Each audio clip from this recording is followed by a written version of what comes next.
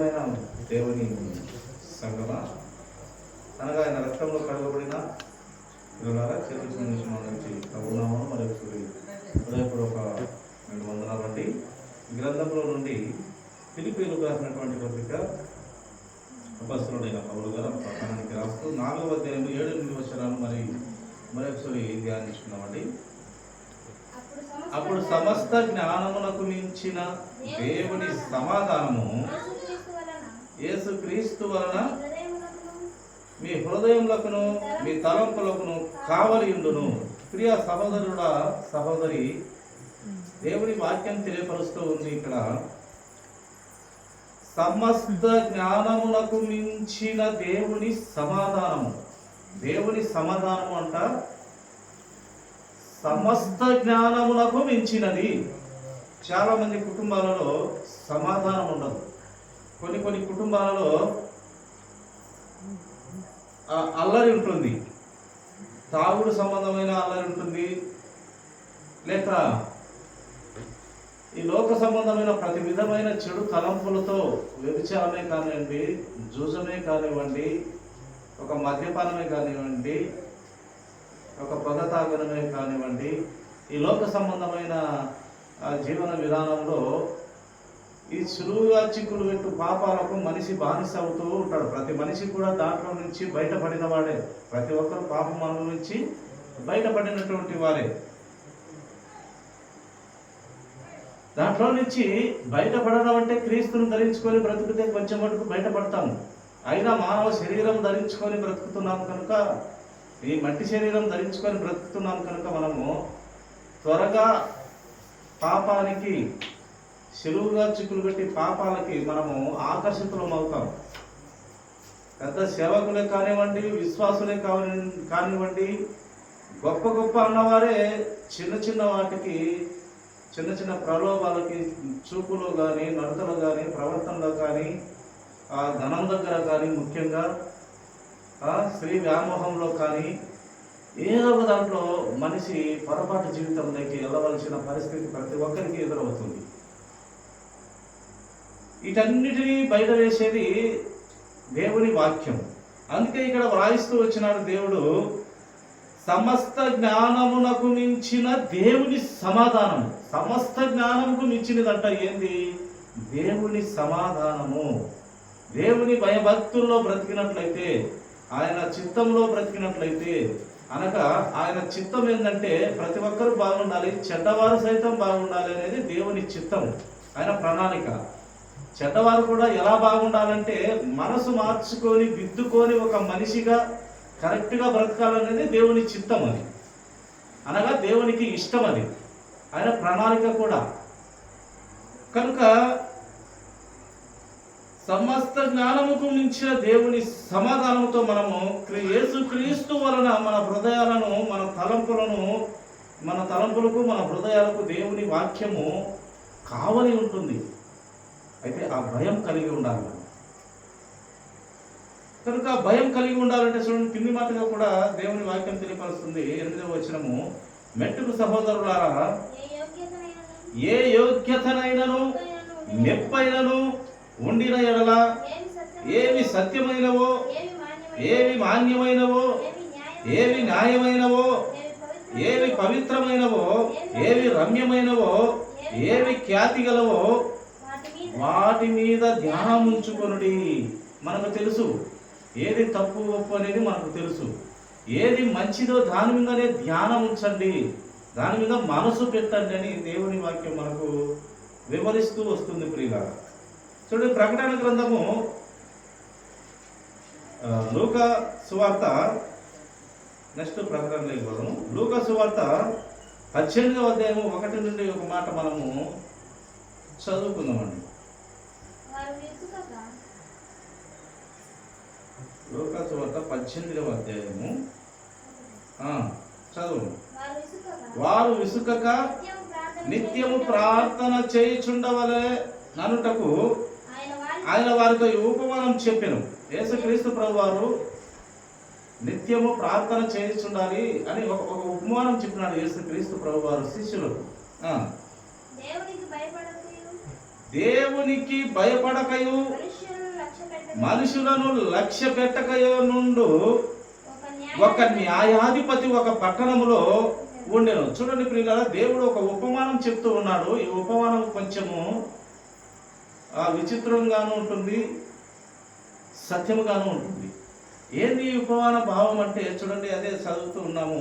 దేవునికి భయపడక ఉండే ఒక న్యాయాధిపతి అంట, దేవునికి భయపడనంట, మనుషులను లక్ష్య పెట్టడంట. దేవునికి భయపడకుంటే ఇంకా మనుషులకు భయపడతాడా? మనుషులను కూడా లక్ష్య పెట్టడంట. ఇతను ఒక న్యాయాధిపతి ఒక పట్టణంలో ఉన్నాడంట. చెప్తున్నాడు వారికి ఉపమానము, ఆ శిష్యులకు. 3వ వచనం, ఆ పట్టణంలో ఒక విధవరాలు ఉన్నది. ఒక విధవరాలు ఉండెను. ఆమె అతని యొద్దకు తరచుగా వచ్చి నా ప్రతివాదికి నాకును న్యాయము తీర్చుమని అడుగుచూ వచ్చెను గాని. చూడండి, ఒక విధవరాలు ఉన్నదంట. ఈ న్యాయాధిపతి ఎటువంటి వాడంట? దేవునికి భయపడ్డంట. అతను మనుషులకు అసలే భయపడ్డాడు, లక్ష్య పెట్టాడు. ఏదైనా చెప్పినా లక్ష్య పెట్టాడు. దేవునికే భయపడకుంటే ఇంకా మనుషులకు భయపడతారా? అలాంటి న్యాయాధిపతి. ఒక విచిత్రమైన సంఘటన ఇది బైబిల్ గ్రంథంలో పోయిన. ఆ న్యాయాధిపతి దేవునికి భయపడడు, మనుషులను లెక్క పెట్టాడు. దేవునికే భయపడకుంటే మనుషులు లెక్క పెట్టాడు, లక్ష్యం ఉంచడు.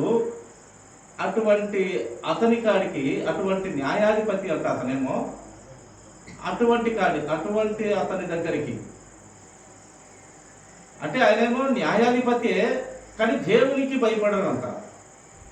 అతడేమో న్యాయాధిపతి, న్యాయం తీర్చువాడే, మనుషులను లెక్క చేయడంట, లక్ష్యం చేయడు, అంటే ఎవరిని లెక్కం చేయడు. అటువంటి వారి ఆయన దగ్గరికి ఒక విధవరాలు, ఒక భర్త చనిపోయినటువంటి విధవరాలు తరచు వెళ్ళి, చీటికి మాటికి వెళ్ళి, నా ప్రతివాదికి నాకును నా ప్రతివాదికి న్యాయం చెయ్యి అని తిరుగుతూ ఉందంట. చెప్పులు దాకా న్యాయం తీర్చమని అడుగుచూ వచ్చాను. కానీ తను ఏం చేసినాడు? ఈ న్యాయాధిపతి కింది మాటగా 4వ వచనం చదువుమా.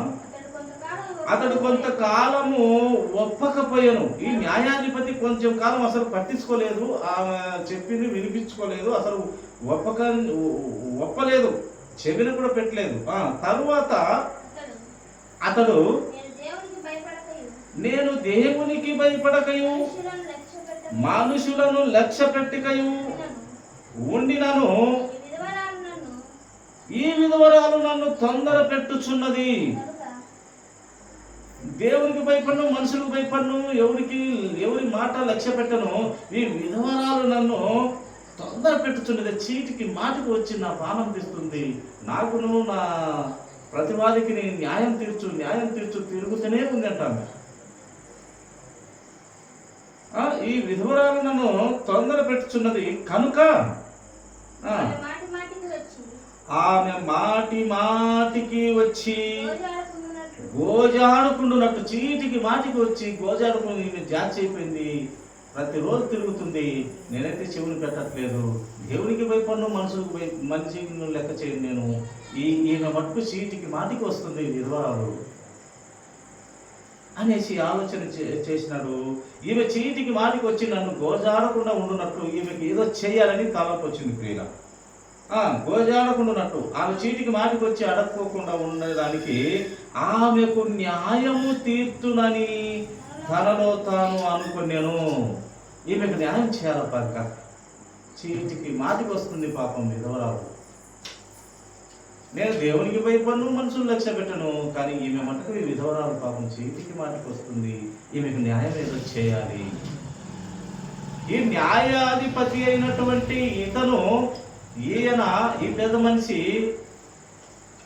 దేవునికి భయపడనంట, మనుషులను లక్ష్య చేయడంట. ఒక విధవరాలి ఆ చీటికి మాటకి వచ్చి గోజారుతున్న బట్టి ఆశయానికి వచ్చి ఈమెకు న్యాయం చేసేస్తే ఒక పని అయిపోతుంది అనేసి ఈమెకు న్యాయం చేయాలనుకున్నాడు. ఏం న్యాయం చేసినాడో చూస్తామండి. ఈమెకు న్యాయము తీర్చునని తనలో తాను అనుకునేను. మరియు ప్రభువు ఇట్లా నేను అన్యాయస్తుడైన ఆ న్యాయాధిపతి చెప్పిన మాట వినుడి. చూడండి ప్రియులారా, ఇక్కడే ఒక గొప్పదైన మాట. దేవుడు యేసు క్రీస్తు ప్రభు వారు చెప్తున్నారు, దేవుని మాట వినడంట ఇతను. దేవుని మాట వినడు, దేవుడికి భయపడ్డు, మనుషుల మాట వినడు, మనుషుల మాట లెక్కలేసుకోడు, చెవినేసుకోడు. కానీ ప్రభువు చెప్తూ ఉన్నాడు, యేసు క్రీస్తు ప్రభు వారు చెప్తూ ఉన్నారు, అతని మాట వినుడి, అతని మాట వినుడి. అంటే అతడు మొత్తానికి దేవుని భయం లేనటువంటి వాడు, మొత్తానికి మనుషులకు కరెక్ట్గా న్యాయం చేసేవాటి వాడైతే కాదు, అన్యాయం చేసేవాడే. అదే ఇక్కడ వాయిస్తూ వచ్చినాడు యేసుక్రీస్తు ప్రభు వారు, పరిశుద్ధాత్మ దేవుడు వ్రాయించినటువంటి మాట. మరియు ప్రభు ఇట్లా, నేను అన్యాయస్తుడైన ఆ న్యాయాధిపతి, అతడు అన్యాయస్తుడు అయినప్పటికీ ప్రభు చెప్తున్నాడు, అతని మాట వినుడి. ఎందుకంటే ఆమె చీటికి మాటకొచ్చి గోజాడుతుంది, బ్రతిమలాడుతుంది రోజు. అందుకే మోడు వారిన ఒక మొద్దుకు రోజు నీళ్లు పోస్తే ఏమవుతుందంటే అది చిగురిస్తుంది కదా. ఒక మొద్దు తెచ్చి నాటేసి రోజు నీళ్లు పోస్తూనే ఉంటే అది ఒక నాటికి చిగురిస్తుంది. అలాగా ఇతనేమో అన్యాయస్తుడే, ఇతని దేవుని భయం లేదు, మనుషులను మాట లక్ష్యం ఉంచడు. కానీ ఆమె విషయంలో, ఆ విధవరాలి విషయంలో చక్కని న్యాయం తీర్చినాడు అని అర్థం. నాకు ఒక్కొక్క పారి చెడ్డవారు అయినప్పటికీ, నేను అప్పుడప్పుడు కూడా అంటూ ఉంటాను, అప్పుడప్పుడు చెడ్డవారిలో కూడా మంచి దైవ లక్షణాలు అప్పుడప్పుడు కనపడతాయి, బద్దలసం కనపడలేదు. ఎప్పుడన్నా ఒకసారి కనపడతాయి దైవ లక్షణం. అంటే మంచిగా ఆలోచన చేయడం, చెడ్డవారైనప్పటికీ మంచి ఆలోచన చేయడం అప్పుడప్పుడు, ఎప్పుడు కాదు, అప్పుడప్పుడు చేస్తారు. ఎప్పుడు చేస్తే వాళ్ళు దేవునింతటో లేక డైలీ కరెక్ట్గా ఉంటే, నా సారూప్యతలో ఉన్నటువంటి నా బిడ్డ, నా కుమార్తె, నా కుమారుడు అని దేవుడు మెచ్చుకుంటాడు. అప్పుడప్పుడు వస్తే అది దైవ లక్షణం. ఎప్పుడు వినా ఉంటే ఇంకా మంచిది. కనుక ఇతనైతే అన్యాయస్తుడైన ఇతనికి ఆమె పట్ల, ఆ యొక్క భర్తను కోల్పోయినటువంటి ఆమె పట్ల ఒక మంచి పని, న్యాయం తీస్తానన్న ఆలోచన వచ్చింది. చూడు, చెడ్డవాడైనప్పటికీ మంచి ఆలోచన, ఆ విధవరాలి పట్ల చేసిన ఆలోచన గొప్పది.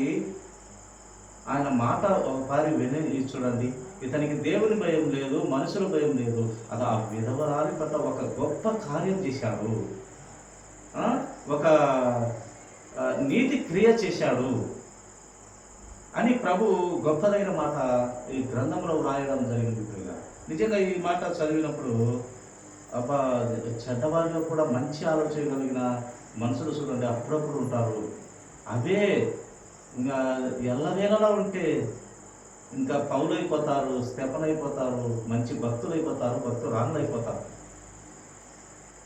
గొప్ప గొప్ప సేవకులు, గొప్ప సేవకురాళ్ళు అనబడవారే కరెక్ట్గా నిలవట్లేదు బ్రతుకులు. మన జీవన విధానంలో, ఈ బ్రతుకు జీవన విధానంలో కరెక్ట్గా నిలబడట్లేదు, నిలబడలేము కూడా.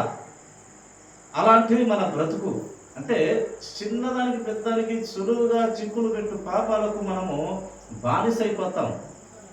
ప్రతి ఒక్కరం కూడా, ఎవరు లేడు నీతిమంతుడు లేడు, ఒక్కడు లేడు, అందరూ పాపం చేసి దేవుడు అనుగ్రహించిన కృపను పొందలేకపోతున్నాము. ఆ కృపను పొందుకుంటే అప్పుడప్పుడు కాదు మంచి పనులు ఎప్పుడూ ఉండేలా మనం జాగ్రత్త పడినట్లయితే క్రీస్తు సారూప్యత ఆ బిడలలో వస్తుంది. ఆయనను ధరించుకున్న వారిని అవుతాం, ఆయన సత్యంలో ఎదుగుతున్న వారిని అవుతాం.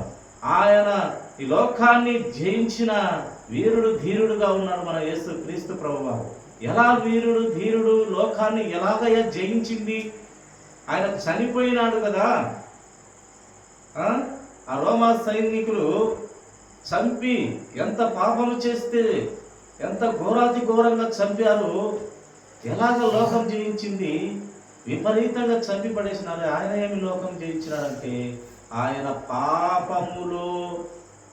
పాపపు లోకములో పుట్టి పాపాన్ని అంటించుకోకుండా పాపపు మనుషుల్లో తిరిగి పాపాన్ని అంటించుకోకుండా ఆ విధంగా లోకాన్ని జయించినాడు ఆయన. పాపులతోనే తిరిగినప్పటికీ పాపాన్ని అంటించుకోలేదు మన యేసు క్రీస్తు ప్రభువారు. అందుకే మీలో ఎవరైనా నాలో పాపమున్నది, నాలో అన్యాయం ఉన్నదని ఎవడైనా నాలో నిరూపించగలడా, స్థాపించగలడని సవాలు 2024 సంవత్సరాలు 25 సంవత్సరాల కిందట ఇచ్చినటువంటి సవాలు ఇప్పటికీ ఆ సవాలును ఎవరు తప్పు చేశాడని ఎవరు చెప్పలేరు. ఆ సవాలు అలానే ఉండిపోయింది. అంత పరిశుద్ధుడు మన యేసు క్రీస్తు ప్రభువు. అందుకే నేను కూడా నిజంగా ఈయన తప్ప పరిశుద్ధుడు ప్రపంచ దేవుళ్ళు దేవతలు అనబడే వారిలో ఎవరు లేరు, ఈయన మాత్రమే పరిశుద్ధుడని గొంతు మీద కత్తి పెట్టే కూడా చెప్పగలరు. అంత పరిశుద్ధుడు మన యేసు క్రీస్తు ప్రభువుల వారు ప్రియుల. కనుక ఆయనే చెప్తున్నాడు, ఈ అన్యాయస్తుడైన ఈ న్యాయాధిపతి మాట వినండి. ఇతడు అన్యాయస్తుడే, కానీ ఒక మంచి కార్యం చేశాడు. చూడండి, ఒక మంచి కార్యం చేసినందుకు ప్రభువు ఆ అన్యాయస్తుడి మాట వినండి అని ప్రభువే చెప్తూ ఉన్నాడు. కనుక అప్పుడప్పుడే కాదు, ఎప్పుడు కూడా దేవుని దైవ లక్షణాలు కనపడే మంచి పనులు మనము చేయాలని దేవుని గ్రంథం మనకు తెలియపరుస్తూ ఉంది ప్రియుల. చూడండి, ఒక మాట చదువుకొని ముగించుకుని చాలా సమయమైనది కనుక ఒకే ఒక మాట ముగించుకుందాము.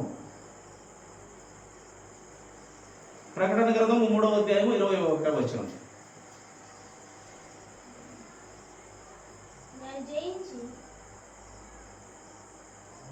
నేను జయించి నా తండ్రితో కూడా ఆయన సింహాసనమునందు కూర్చుండి ఉన్న ప్రకారము జయించు వానిని నాతో కూడా నా సింహాసనమునందు కూర్చుండనిచ్చెదను. ఆయన జయించి తండ్రి పరలోక రాజ్యంలో తండ్రి పక్కన సింహాసనాసీనుడై కూర్చొని ఉన్నాడు. మీరు కూడా లోకాన్ని జయించండి. నేను జయించాను, ఈ పాపపు లోకాన్ని జయించాను, మరణాన్ని జయించాను, మరణపు ముళ్ళు విరిచేశాను. ఆ మరణపు ముళ్ళు నేనే కాదు, ప్రథమ ఫలంగా విరిచింది. మీరు కూడా విరుస్తారు, విరవబోతారు, విరిచి చూపిస్తాను అని వాగ్దానం చేసిన దేవుడు మనకు నమ్మకమైన వాడు, నమ్మదగిన మన యేసయ్య మన చేత కూడా మరణపు ముళ్ళు విరిపిస్తాడు. మనము చనిపోయినప్పటికీ తిరిగి ఇదే శరీరముతో, మహిమ శరీరముతో, ఇదే ఆకారంలో మనము లేపగలిగిన సమర్థుడు మనకు పరలోక రాజ్యంలో మన తండ్రి పక్కలో సింహాసనాసీనుడై కూర్చొని మనమును కూడా మరణపు మిల్లు ఇచ్చే శక్తి మనకు ఇవ్వబోతున్నాడు ప్రియులారా. అది దేవుని లోకాన్ని జయించడం అంటే. కనుక మనము కూడా ఈ లోకంలో పాపాన్ని జయిస్తే, ఈ పాపపు స్వభావం నుండి బయటపడితే, ప్రభువు రక్తము ద్వారా పవిత్ర పరిశుద్ధపరచబడితే, మన సొంత నోటితో పాపాలు ఒప్పుకొని ప్రభు రక్తంతో కడగబడితే మనము పాపాలు క్షమించబడతాయి.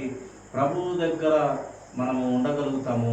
ఆ పాపులు లేని పరిశుద్ధ పట్టణంలో మనము క్రీస్తు మనము పిలుచుకుంటారు. ఇదే మట్టి శరీరానికి మహిమ శరీరాన్ని ఇచ్చి క్రీస్తు దగ్గర మనము ఉండబోతాము. కనుక సమయము, దేవుడు నిర్ణయించిన సమయము, మనం పరలోక రాజ్యంలో వెళ్ళబోతాము. అందరము విమానాలు ఎక్కినప్పుడే సంతోషిస్తాము. ఈ లోకంలో విమానం చూడనే వారే ఉంటారు. కానీ మన యేసు క్రీస్తు ప్రభువారు మేఘాల మీద మనము చాలా ఎత్తైన ప్రదేశానికి తీసుకుపోతారు. మనిషి ఒక లిమిట్ అయిన ఎత్తు వరకే పోగలడు. కానీ మన యేసు క్రీస్తు ప్రభువారు లిమిట్ లేని ఎత్తైన పరలోక రాజ్యం తీసుకుపోతాడు. అది గొప్ప విమానం అనుకోండి. మేఘాల మీద మన పరమ తండ్రి కట్టించిన పరలోక రాజ్యానికి ఆయన తీసుకెళ్తాడు. నమ్మాలి. యేసు క్రీస్తు ప్రభువారు పరిశుద్ధుడు, పాపాన్ని జయించిన వీరుడు, ధీరుడు. లోకంలో పాపం ఉన్నప్పటికీ, పాపులతో తిరిగినప్పటికీ పాపం అంటించుకోకుండా బ్రతికినటువంటి వీరుడు, చనిపోయి తిరిగి లేచినటువంటి మహావీరుడు, ధీరుడు, సూర్యుడు. ఆయన మాత్రమే పరిశుద్ధుడు. అట్టి పరిశుద్ధత కలిగిన దేవుడు ప్రతి ఒక్కరిని పరిశుద్ధత పరచాలని ఆశ కలిగిన ప్రణాళికలో ఉన్న గొప్ప దేవుడు యేసు క్రీస్తు ప్రభువారు. అట్టి దేవుణ్ణి కలిగి ఉన్నందుకు నిజంగా మనము కృతజ్ఞతాస్తుతులు ప్రతిరోజు చెల్లిస్తూ ఆయన పాదాల దగ్గర జ్ఞానము గుప్త నిధులుగా ఉన్నది కనుక అట్టి యేసయ్య పాదాల దగ్గర మనము మరియ తల్లి మరియమ్మ ఎలాగూ సృష్టికర్త అయిన దేవుని పాదాల దగ్గర ఆయన బోధ దగ్గర విని నేర్చుకొని ఎంత శ్రద్ధగా పాదాల దగ్గర ఉండి నేర్చుకున్నదో మనం కూడా దివ్య గ్రంథమైనటువంటి ఈ గ్రంథముని ఆయన పాదాల దగ్గర మనము ప్రతిరోజు చదువుతూ ఆయన జ్ఞానం పొందుకుంటూ ఆయనను విశ్వసిస్తూ నమ్ముతూ పట్టుదల, ఓర్పు, సహనము, నిరీక్షణ ఆ నిరవరమైన పట్టణం కోసం మనం ఎదురు చూడాలని దేవుడు కోరుతున్నాను కనుక అట్టి స్థితిలో మనం ఎదుగుదాము, బలపడతాము. దేవుడు అందరికీ అట్టి ఆశీర్వాదం, అటు దీవెన, అట్టి ఆత్మ కుమ్మరిపోయినటువంటి ఆలోచన విధానం దేవుడు అందరికీ దయచేయను. కొద్ది మాటలు దేవుడు దీవించుడుగా తల వచ్చినట్లయితే చిన్న ప్రార్థన.